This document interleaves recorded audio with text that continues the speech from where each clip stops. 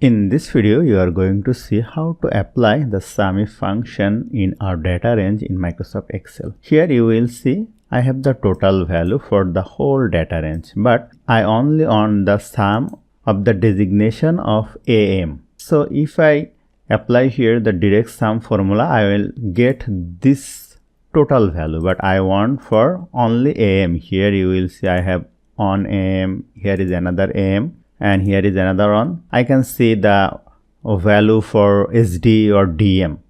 So let us apply the SUMIF function. Here let me input the equal sign and type here SUMIF. Now start the bracket.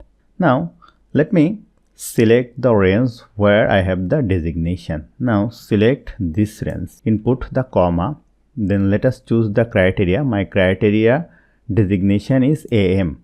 Now input the comma. Now I have to get the sum range. Here I have the total and here is the sum range. Close the bracket and hit enter. Then you will see the total sales for the AM designation is here.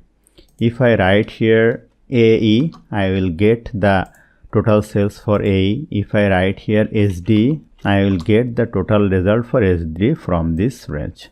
So hope you found this video helpful. If you like this video, please share this video with your friends and family and don't forget to subscribe.